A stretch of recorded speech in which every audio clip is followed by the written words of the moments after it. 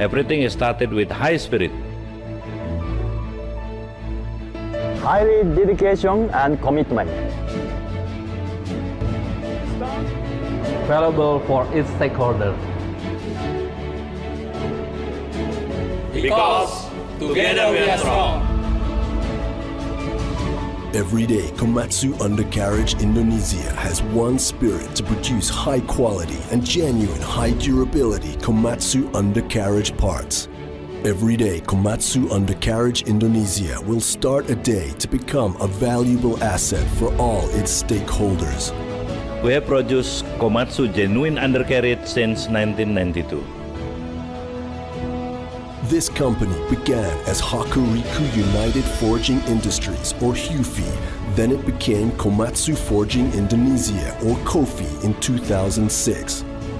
In 2012, Komatsu Undercarriage Indonesia merged with KOFI to form a big company, proudly to serve customer requirements with high quality and durable products.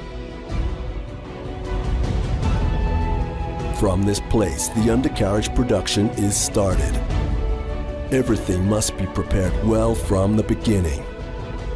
The undercarriage part originates from a steel bar that is shaped to become links, rollers, shafts, segment teeth, and other parts by the forging process. Those undercarriage parts will continue the heat treatment process to enhance its mechanical properties such as toughness, hardness level, and hardness depth.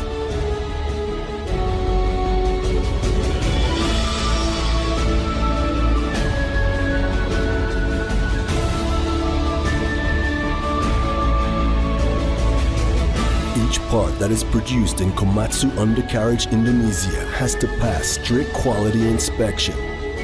As a genuine manufacturer, Komatsu Undercarriage Indonesia applies the Komatsu Quality Assurance System to produce high durability and quality undercarriage parts. Komatsu Undercarriage Indonesia has a number of assembly lines supported by complete heat treatment and machining facilities. Komatsu Undercarriage Indonesia can produce a wide range of undercarriage parts from small to big size excavators and bulldozers.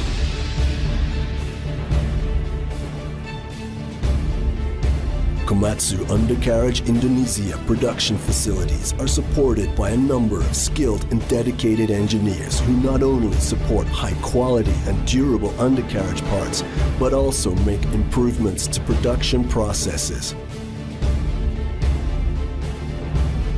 Before undercarriage parts are delivered to the customer, it must pass the final quality inspection.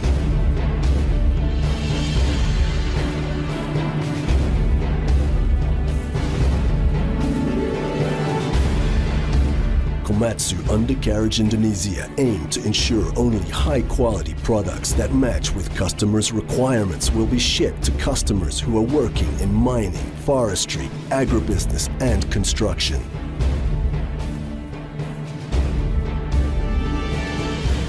We shipped our undercarriage parts to new machine manufacturer and aftermarket. The basic philosophy of Komatsu is commitment to quality and reliability. Based on this commitment, Komatsu have developed its values as basic principles of company operations. These values are known as the Komatsu Way.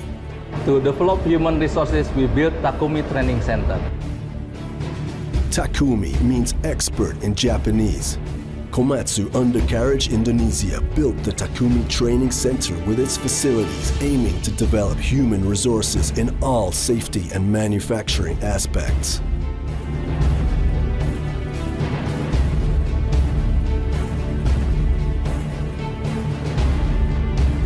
Komatsu Undercarriage Indonesia is always responsible for all its stakeholders, including the surrounding community. Komatsu Undercarriage Indonesia has developed several activities that are worthwhile for the community.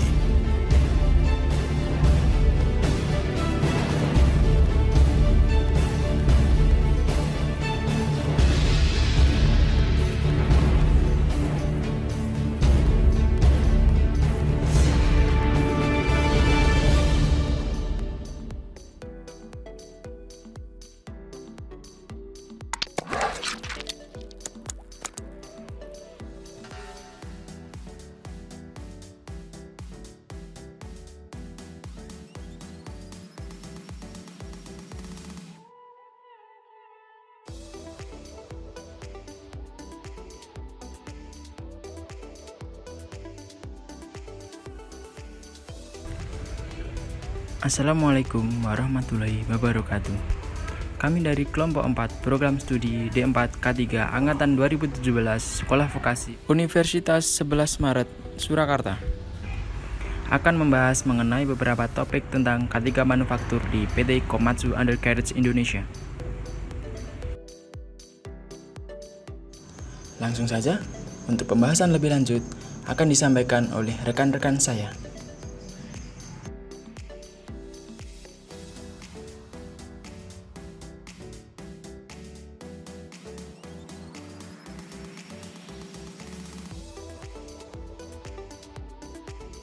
Flowchart pada section forging.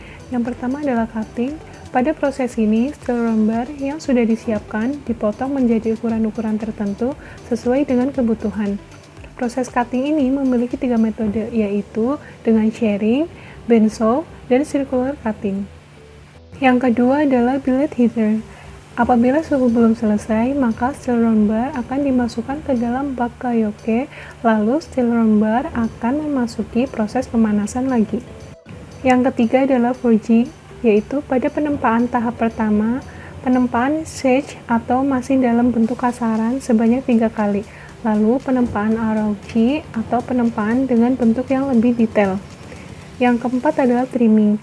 Proses ini merupakan proses penghalusan link yang telah ditempa untuk menghilangkan bari yang masih menyatu. Selanjutnya adalah heat treatment. Pada proses ini merupakan perlakuan panas dengan proses pencelupan ke dalam quenching oil dan tempering. Proses quenching oil dan proses pengelasan link dengan cara mencelupkan ke dalam oli. Selanjutnya adalah proses pemanasan kembali link yang telah dicelupkan ke dalam oli untuk meningkatkan hardness dari link. Proses ini namanya tempering. Selanjutnya itu shot blast. Proses ini bertujuan untuk penghilangan kerak yang menempel pada link dengan menembakkan shot steel. Dan yang terakhir adalah magnetic flow detector. Link akan diperiksa apakah terjadi keretakan atau tidak pada link yang sudah dicelupkan ke dalam larutan magma dan ditembakkan sinar UV. Section machining. Setelah melalui section forging, maka akan memasuki proses machining. Berikut adalah flowchart proses produksi yang terjadi pada section machining. Proses produksi pada tahap ini yaitu yang pertama adalah milling. Proses ini untuk menghaluskan bagian link yang akan bersentuhan dengan shoe plate. Yang kedua adalah induction quenching treatment.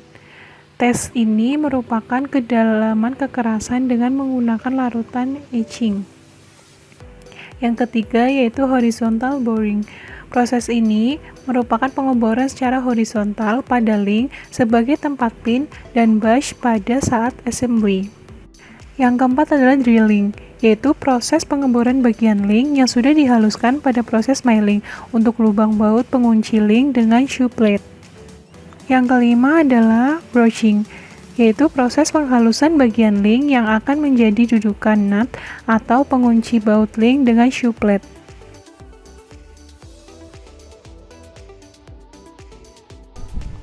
Kali ini akan membahas tentang Hira DC, stasiun kerja forging, dan EQT. Sebelum kita membahas lebih lanjut mengenai Hira DC-nya, saya akan memberitahu ke teman-teman apa kriteria frekuensi yang akan dipakai oleh PT Komatsu. Untuk kriteria frekuensi yang dipakai ada 5 level, di mana level 1, 2, 3, 4, dan 5 dengan frekuensi dari atas itu, dari pertama itu sangat jarang, sedang, sering, dan sangat sering. Kejadian aktual juga disesuaikan dengan frekuensinya, di mana pada frekuensi sangat jarang dapat terjadi dalam lebih dari 5 tahun. Frekuensi jarang, kejadian aktualnya dapat terjadi dalam 2-5 tahun. Frekuensi sedang, kejadian aktualnya dapat terjadi tiap 1-2 tahun. Frekuensi sering, kejadian aktual dapat terjadi beberapa kali dalam setahun. Dan frekuensi sangat sering, kejadian aktualnya terjadi dalam minggu atau bulanan. Selanjutnya ada kriteria keparahan. Dengan kategori keparahan ada 5, yaitu sangat ringan, sedang, berat, dan sangat berat. Dengan acuan parameter 1 dan parameter 2. Di mana pada kategori sangat ringan, parameter satunya adalah tidak terdapat cedera atau penyakit. Tenaga kerja dapat langsung bekerja kembali. Parameter keduanya, total kerugian kecelakaan kerja kurang dari 1 juta rupiah. Lalu untuk kategori ringan, parameter satunya ada cedera ringan, tenaga kerja dapat langsung bekerja kembali. Parameter 2-nya, total kerugian kecelakaan kerja antara 1 juta sampai 1.500.000 rupiah. Dilanjut dengan kategori sedang, parameter satunya adalah mendapat P3K atau tindakan medis. Tidak ada hilang jam kerja lebih dari 1 kali 24 jam. Dengan parameter 2-nya, total kerugian kecelakaan kerja antara 1.500.000 sampai 5 juta rupiah. Lalu ada kategori berat dengan parameter 1 yaitu memerlukan tindakan medis lanjut atau rujukan, cacat sementara, terdapat jam kerja hilang 1 kali 24 jam. Dengan parameter 2-nya yaitu total kerugian kecelakaan kerja antara 5 juta sampai 10 juta rupiah. Yang terakhir ada kategori sangat berat dengan parameter 1 yaitu cacat permanen, kematian, terdapat jam kerja hilang lebih dari 1 kali 24 jam. Dengan parameter 2-nya yaitu total kerugian kecelakaan kerja lebih dari 10 juta rupiah. Matriks tingkat resiko yang dipakai dilihat dari frekuensi dan keparahan. Dengan frekuensinya ada sangat sering, sedang, jarang, dan sangat jarang dibandingkan dengan keparahannya dengan kategori sangat ringan, sedang, berat, dan sangat berat. Lalu di matriks tersebut nanti akan ada hasil yaitu rendah, sedang, tinggi, dan ekstrim. Rendah dengan acuan berwarna hijau, sedang dengan warna kuning, tinggi dengan warna merah, dan ekstrim dengan warna biru. Baik, kita masuk ke HIRA DC stasiun kerja forging, di mana pada risiko rendah ada 4 pekerjaan.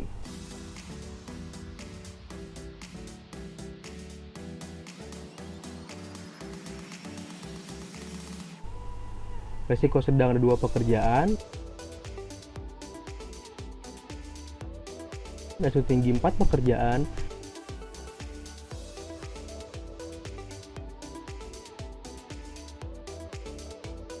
risiko ekstrim ada 4 pekerjaan.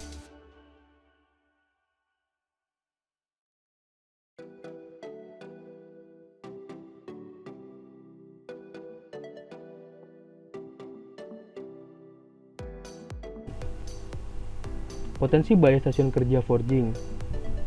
Di mekanik ada 9 tahap pekerjaan, bahaya di listrik ada 2 tahap pekerjaan, dan bahaya di ergonomi ada 1 tahap pekerjaan.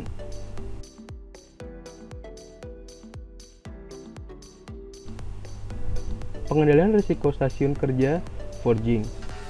Di eliminasi, ada menghilangkan material atau benda yang berpotensi menyebabkan tersandung atau tergelincir. Pada substitusi, ada mengganti alat, bahan, sistem, atau prosedur yang berbahaya dengan lebih aman atau rendah bahayanya.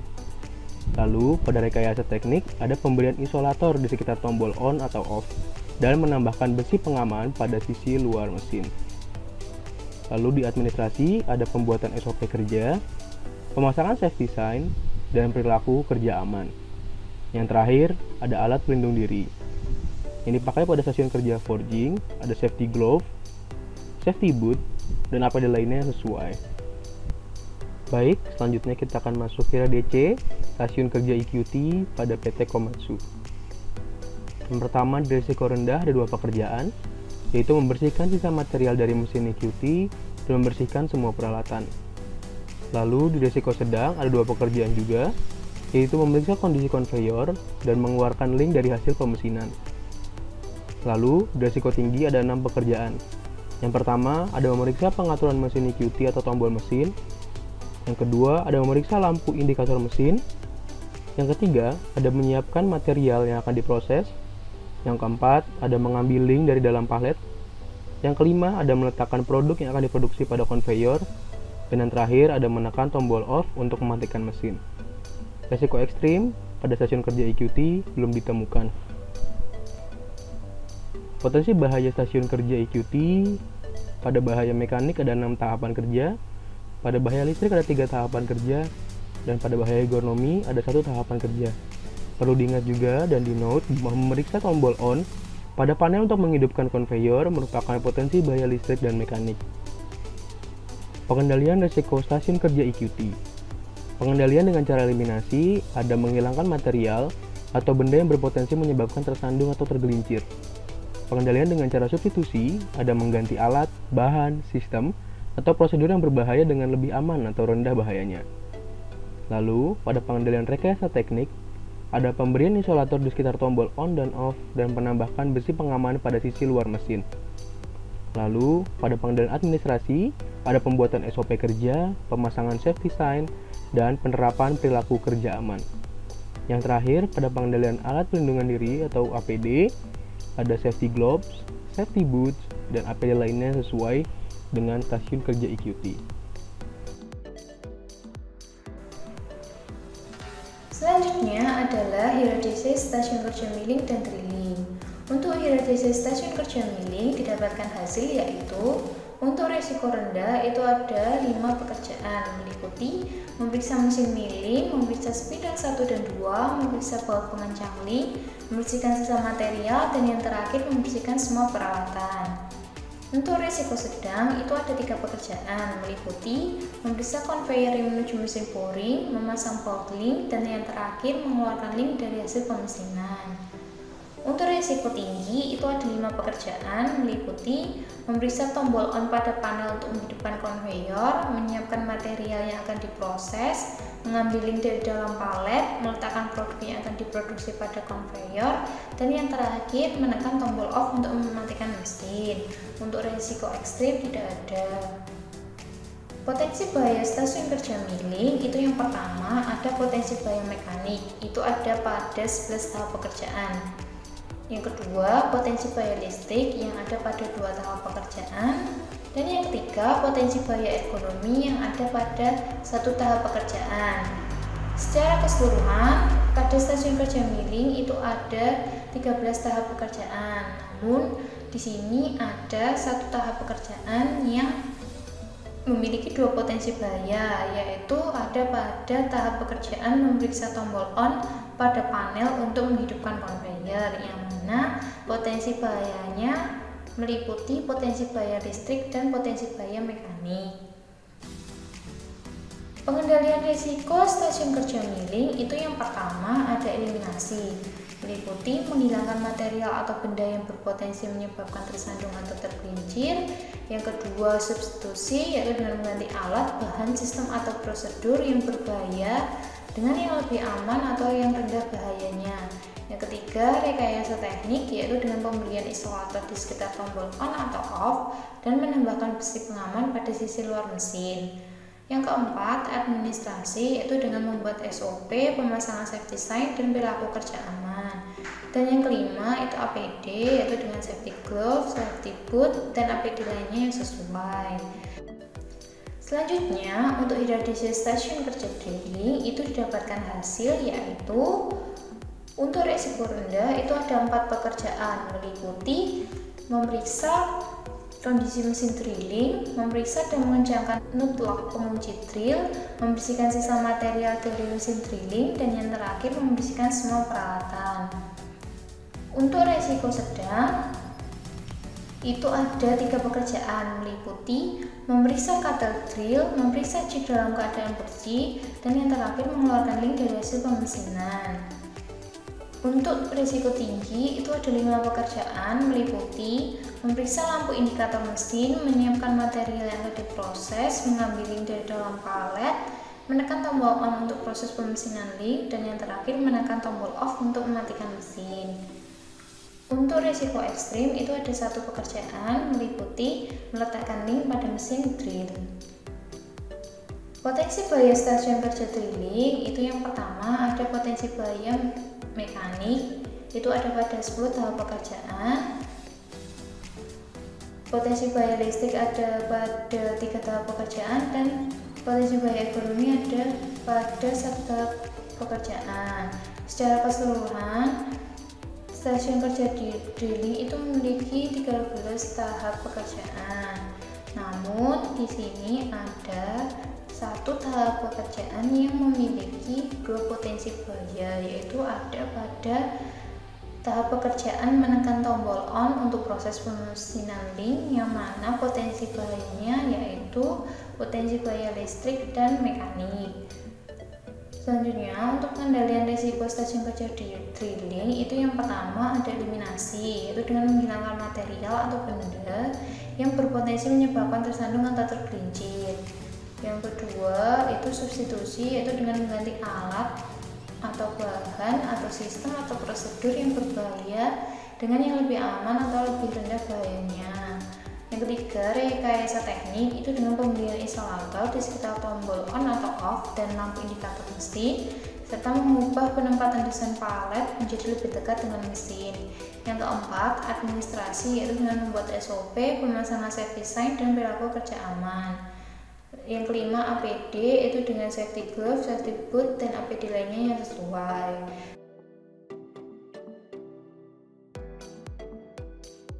HIRA DC pada stasiun kerja boring.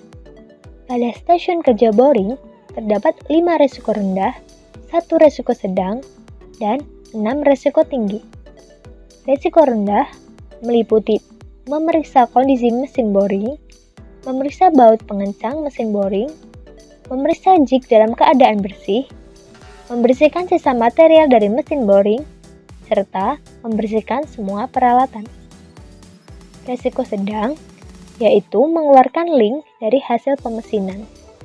Sedangkan resiko tinggi berupa memeriksa lampu indikator mesin, menyiapkan material yang akan diproses, meletakkan produk yang akan diproduksi pada jig, mengambil link dari dalam palet, menekan tombol on untuk proses, serta menekan tombol off untuk mematikan mesin. Potensi bahaya yang terdapat pada stasiun kerja boring, yang pertama, faktor bahaya mekanik. Faktor bahaya mekanik berupa memeriksa kondisi mesin boring, memeriksa baut pengencang mesin boring, mengambil link dari dalam palet, meletakkan produk yang akan diproduksi pada jig, mengeluarkan link dari hasil pemesinan, membersihkan sisa material dari mesin boring, dan juga membersihkan semua peralatan. Potensi bahaya yang kedua yaitu bahaya listrik, seperti memeriksa lampu indikator mesin, menekan tombol on untuk proses pemesinan link, dan menekan tombol off untuk mematikan mesin. Potensi bahaya terakhir pada proses ini yaitu ergonomi. Terdapat pada proses penyiapan material yang akan diproses. Pengendalian bahaya pada stasiun kerja boring dapat dilakukan dalam 5 tahap. Yang pertama, eliminasi. Eliminasi dapat dilakukan dengan menghilangkan material atau benda yang berpotensi menyebabkan tersandung atau tergelincir. Yang kedua yaitu substitusi. Substitusi dengan mengganti baut pengencang dengan klem, mengganti proses kerja manual dengan proses kerja dengan menggunakan mesin. Yang ketiga, rekayasa teknik. Rekayasa teknik dapat dilakukan dengan modifikasi dengan pemberian isolator di sekitar tombol on atau off. Tujuannya agar mengurangi resiko kontak antara manusia dengan energi, yaitu energi listrik. Pengendalian yang keempat yaitu dengan administrasi. Dengan pembuatan SOP dalam kegiatan pemeriksaan kondisi mesin boring, pemeriksaan baut dan pengencangan mesin boring, pengeluaran link dan pembersihan alat, serta pemasangan safety sign berupa bahaya tersetrum dan bahaya tergelincir. Pengendalian yang terakhir yaitu dengan APD. APD yang disarankan yaitu safety glove, coverall, dan safety boot. Tujuan penggunaan APD ini untuk meminimalisir resiko bahaya seperti terjepit atau terpapar bahan dan material yang berpotensi menyebabkan luka dan iritasi. Yang terakhir yaitu HIRA DC stasiun kerja broaching. Pada stasiun kerja broaching terdapat 4 risiko rendah, 4 risiko sedang, dan juga 5 risiko tinggi. 4 risiko rendah berupa memeriksa kondisi mesin broaching, memeriksa jig dalam keadaan bersih, membersihkan sisa material dari mesin broaching, dan juga membersihkan semua peralatan. Risiko sedang berupa memeriksa kondisi guide block cutter, memeriksa cutter broaching, meletakkan produk yang akan diproduksi pada jig, serta mengeluarkan link dari hasil pemesinan. Risiko tinggi yaitu memeriksa lampu indikator mesin, menyiapkan material yang akan diproses, mengambil link dari dalam palet, menekan tombol on untuk proses pemesinan link, mengambil link dari palet, dan menekan tombol off untuk mematikan mesin. Potensi bahaya yang terdapat pada stasiun kerja broaching yaitu potensi bahaya mekanik, listrik, dan ergonomi.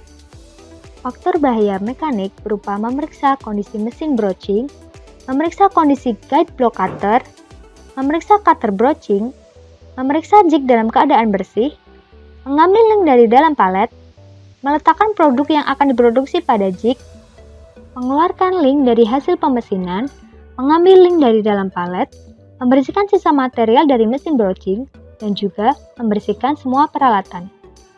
Potensi bahaya yang kedua yaitu listrik, seperti memeriksa lampu indikator mesin, menekan tombol on untuk proses pemesinan link, dan menekan tombol off untuk mematikan mesin. Potensi bahaya terakhir pada proses broaching yaitu potensi bahaya ergonomi, berupa menyiapkan material yang akan diproses. Pengendalian potensi bahaya yang dapat diterapkan pada stasiun kerja broaching yang pertama yaitu eliminasi. Eliminasi dapat dilakukan dengan cara menghilangkan material atau benda yang berpotensi menyebabkan tersandung atau tergelincir. Yang kedua yaitu substitusi. Substitusi dapat dilakukan dengan mengganti proses kerja manual dengan proses kerja yang menggunakan mesin. Yang ketiga yaitu rekayasa teknik. Modifikasi dengan memberi isolator di sekitar tombol on atau off. Tujuannya untuk mengurangi resiko kontak antara manusia dengan energi listrik. Yang keempat yaitu administrasi. Pembuatan SOP dalam kegiatan pemeriksaan kondisi mesin broaching, pemeriksaan guide block cutter, dan pengencangannya. Membuat SOP dalam kegiatan pengeluaran link di mana di dalamnya berisi petunjuk untuk memperhatikan kondisi anggota tubuh ketika bekerja. Yang terakhir yaitu pemasangan safety sign berupa bahaya tersetrum dan bahaya tergelincir. Pengendalian yang terakhir yaitu APD. APD yang disarankan berupa safety glove, coverall, dan safety boot. Tujuan penggunaan APD ini untuk meminimalisir resiko bahaya seperti terjepit atau terpapar bahan atau material yang berpotensi menyebabkan luka dan iritasi.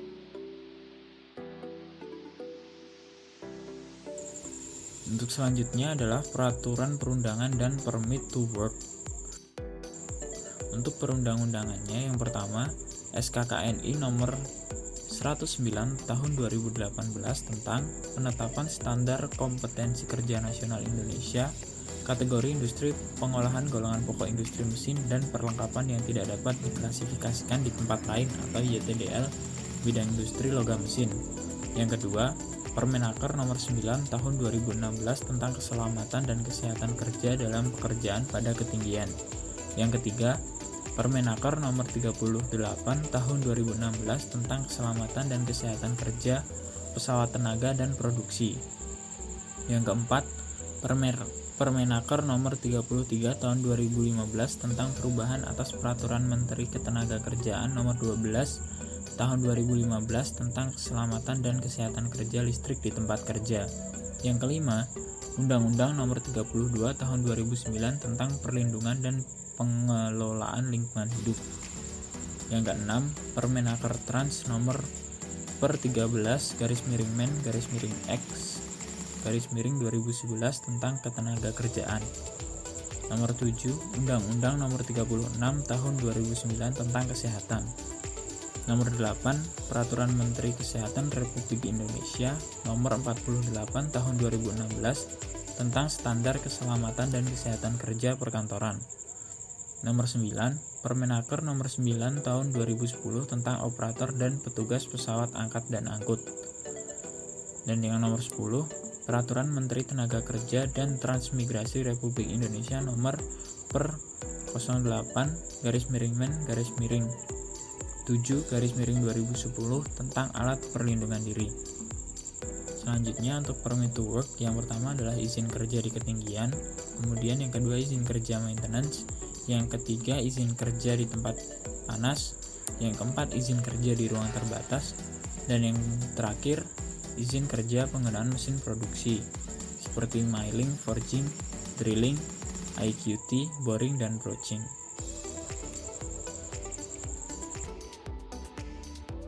Manajemen K3. Risiko bahaya tertinggi yang ada di PT Komatsu Undercarriage Indonesia ialah luka bakar akibat tertimpa benda panas atau terciprat benda panas pada forging section. Safety Program. Program tentang manajemen K3 yang akan dibuat ialah izin kerja di lingkungan panas. Plan, latar belakang. Forging adalah salah satu proses produksi yang terjadi di PT Komatsu Undercarriage Indonesia, di mana material diubah menjadi produk setengah jadi. Pada stasiun kerja forging, berdasarkan identifikasi potensi bahaya dan tingkat risiko, terdapat beberapa aktivitas kerja yang memiliki tingkat risiko sangat tinggi. Salah satunya saat material diletakkan di mesin forging untuk dilakukan pemotongan dengan suhu 1150 derajat hingga 1250 derajat Celcius. Tujuan umum untuk melindungi pekerja dari risiko cedera dan kecelakaan kerja. Bentuk kontribusi perusahaan dalam penerapan keselamatan kerja pada pekerja. Tujuan khusus untuk meminimalkan risiko terjadinya luka bakar pada pekerjaan akibat terciprat benda panas saat melakukan pekerjaannya berkaitan dengan mesin forging. Menciptakan lingkungan kerja yang aman dan selamat bagi pekerja. Sasaran bagi semua pekerja yang bekerja dan orang-orang yang berkaitan pada stasiun kerja forging. Program kerja yakni pembuatan izin kerja di lingkungan panas.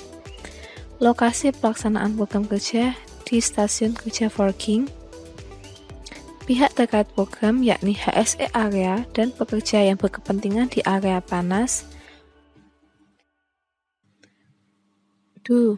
Pelaksanaan dari perencanaan program yaitu pekerja yang akan bekerja di lingkungan panas memang telah berkompeten di bidangnya. Misal, ditunjang dengan sertifikat pelatihan bekerja di area panas. Selanjutnya, telah dilakukan operasi kondisi di lapangan untuk menentukan standar keamanan area, sehingga saat izin kerja diberlakukan, pekerja yakin bahwa area tempatnya bekerja merupakan area aman. Lalu, saat akan bekerja memasuki area, pastikan telah membawa segala peralatan yang dibutuhkan, tidak terkecuali peralatan yang dapat digunakan dalam keadaan darurat. Pekerja telah membawa surat izin kerja yang telah diisi dan disetujui, yang telah dibuat dalam jangka beberapa hari sebelum pekerjaan berlangsung. Tidak dianjurkan untuk mencari surat izin kerja di area panas pada hari di mana akan bekerja. Terjadi proses komunikasi baik internal maupun eksternal. Pekerja memahami persyaratan izin kerja, terutama perihal masa berlaku izin kerja. Dengan disiplin, pekerjaan selesai sebelum waktu yang ditentukan atau tepat pada waktunya. Jika terjadi keadaan atau sesuatu yang tidak diinginkan, maka dapat membuat prosedur pelaporan. Selanjutnya, melakukan dokumentasi dan memelihara dokumentasi. Berikut ini ialah contoh lembar Hotwork Permit. Cek, pemantauan dan evaluasi kinerja program dilakukan 1 tahun sekali dengan metode penghitungan efektivitas izin kerja di lingkungan panas dibandingkan pekerja yang kehilangan hari kerja karena luka bakar dan adanya audit. Pemantauan dan evaluasi dilakukan oleh HSE Team dan pengawas setiap area stasiun kerja maupun pihak lain yang banyak mengetahui dan menguasai proses produksi. Hasil pemantauan dan evaluasi dilaporkan kepada top manajemen untuk dibahas dalam rapat bersama. Lalu, ditentukan tindakan perbaikan sesuai dengan peraturan perundang-undangan yang berlaku. Action, peninjauan dilakukan terhadap perencanaan, pelaksanaan, pemantauan, dan evaluasi. Dengan adanya peninjauan, maka akan ada tindakan perbaikan meliputi perencanaan lebih detail dan matang, pengkajian secara kontinu, dan penyempurnaan dalam setiap penemuan atau masalah yang ada dalam keberjalanan program. Pengelolaan limbah di PT Komatsu Indonesia terdiri dari 2 jenis, yakni pengelolaan limbah B3 atau limbah bahan berbahaya dan beracun, serta pengelolaan limbah non-B3. Berdasarkan Bapedal tahun 1995, limbah bahan berbahaya dan beracun atau yang disingkat dengan LB3 diartikan sebagai sisa atau limbah yang dihasilkan dari proses produksi dengan kandungan bahan berbahaya dan beracun karena memiliki jumlah dan konsentrasi toxicity, reactivity, flammability, dan corrosivity yang mampu mencemari dan merusak lingkungan, serta membahayakan kesehatan manusia. Berdasarkan Peraturan Pemerintah Nomor 101 Tahun 2014, pengelolaan limbah B3 merupakan suatu rangkaian kegiatan yang mencakup pengurangan, penyimpanan, pengumpulan, pengangkutan, pemanfaatan, pengolahan, dan atau penimbunan. Sedangkan limbah non-B3 merupakan limbah yang tidak mengandung bahan berbahaya dan beracun. Menurut Peraturan Menteri Perdagangan Republik Indonesia Nomor 92 Tahun 2019 tentang ketentuan impor limbah non-bahan berbahaya dan beracun sebagai bahan baku industri, limbah non-B3 adalah sisa suatu usaha dan atau kegiatan berupa sisa, scrap, atau reja yang tidak termasuk dalam klasifikasi atau kategori limbah bahan berbahaya dan beracun. Jenis limbah yang dihasilkan di PT Komatsu Indonesia mulai dari padat, cair, dan lain-lain. Jenis limbah padat terdiri dari sisa-sisa potongan baja, kon tembaga, gram, kerak cat, bekas kaleng cat, kain majun dan sarung tangan, debu blasting, dan sisa kertas HVS. Untuk jenis limbah cair terdiri dari limbah pabrik, limbah domestik, oli, coolant water, dan sisa cat. Sedangkan jenis limbah lain-lain terdiri dari gas penyemprotan cat, gas dalam ruangan produksi, dan juga gas di luar proses produksi. Tentang PDCA atau Plan, Do, Check, Action adalah suatu proses pemecahan masalah 4 langkah iteratif yang umum digunakan dalam pengendalian kualitas suatu produk atau output tertentu. PDCA dalam pengelolaan limbah B3 mulai dari Plan, yaitu menetapkan proses perencanaan yang terus-menerus yang memungkinkan organisasi untuk 1. Mengidentifikasi aspek lingkungan dan dampak lingkungan yang terkait, 2. Mengidentifikasi dan memantau persyaratan peraturan dan lainnya yang berlaku, serta membuat kriteria kinerja internal bila diperlukan, 3. Membuat tujuan dan sasaran serta merumuskan pencapaiannya, dan yang terakhir, mengembangkan dan menggunakan indikator kinerja.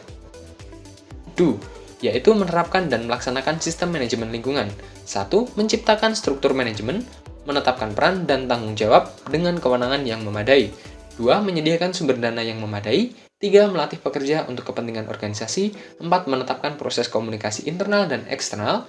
5. Menetapkan dan memelihara dokumentasi dan lain-lain. Cek, yaitu menilai proses sistem manajemen lingkungan yang terdiri dari 1. Melakukan pemantauan dan pengukuran terus-menerus. 2. Melakukan evaluasi status penataan.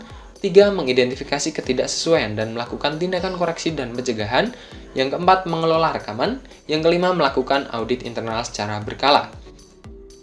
Action, yaitu mengkaji dan melakukan tindakan untuk menyempurnakan sistem manajemen lingkungan yang terdiri dari 1. Melakukan tinjauan manajemen terhadap sistem manajemen lingkungan pada interval yang memadai. 2. Mengidentifikasi bidang untuk penyempurnaan. PDCA dalam pengelolaan limbah non-B3. Plan.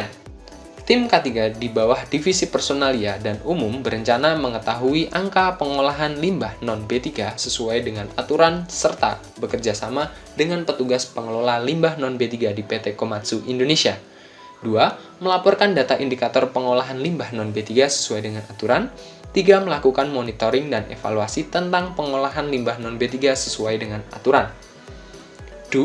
Yang pertama, melakukan pengumpulan data dengan cara pengamatan yang didokumentasikan dalam foto, video, dan laporan tertulis yang dilakukan oleh tim K3 yang selanjutnya mengkoordinir penanggung jawab masing-masing bagian yang menghasilkan limbah non-B3. Kedua, melakukan pengamatan di semua lokasi baik pada proses produksi, kantin karyawan, dan toilet. Cek.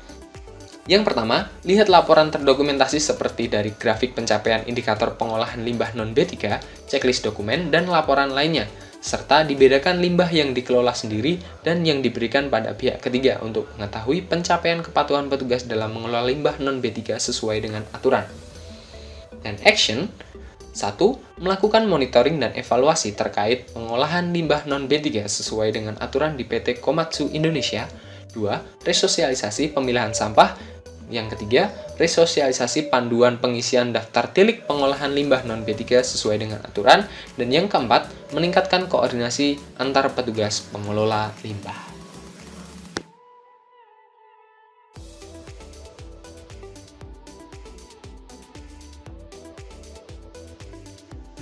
Demikian yang dapat kelompok kami sampaikan mengenai pembahasan beberapa topik mengenai PT Komatsu Undercarriage Indonesia. Sekian dan terima kasih.